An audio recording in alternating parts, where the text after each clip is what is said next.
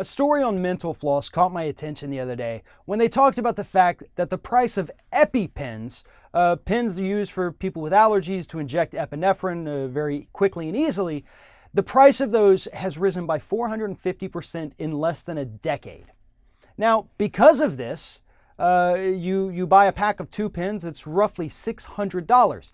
And because of that, EMTs in cities all over this country are having to forego purchasing these. So when they respond to a medical emergency, they do not have these EpiPens to inject into people who are having allergic reactions, whose throats are closing up.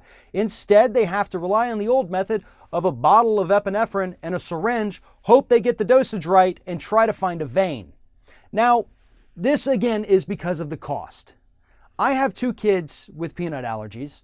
So twice a year, I have to buy 2 sets of EpiPens at $1,200 a piece.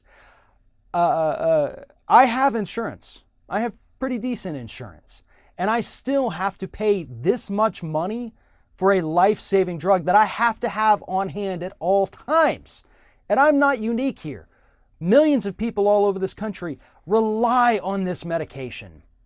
And that is why we have to rein in the pharmaceutical industry.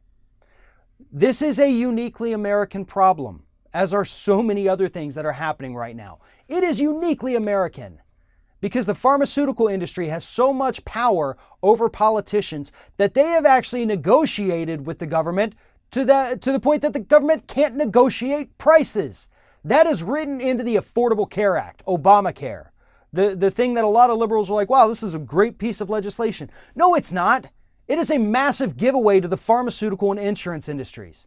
We need to do what other countries do, what Canada does, what the United Kingdom does, what most of Europe does, and that is negotiate directly with pharmaceutical companies to lower prices of life-saving medication.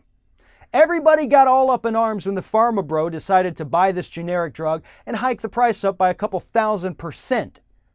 But nobody talks about the fact that Pfizer does it, Merck does it, Glaxo does it, they all do it. This guy, Martin Shkreli, just wanted to get in on the action and make a few dollars.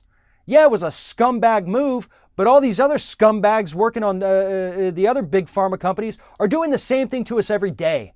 We have drugs in this country where the markup on it is 20,000%. And that money is not going towards R&D because most pharmaceutical research and development is actually funded by the federal government. That money is going towards marketing and shareholders.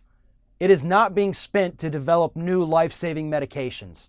So the government has to step in and rein in the pharmaceutical industry because it is ridiculous to think that in the United States of America, people are dying because they can't afford their medication.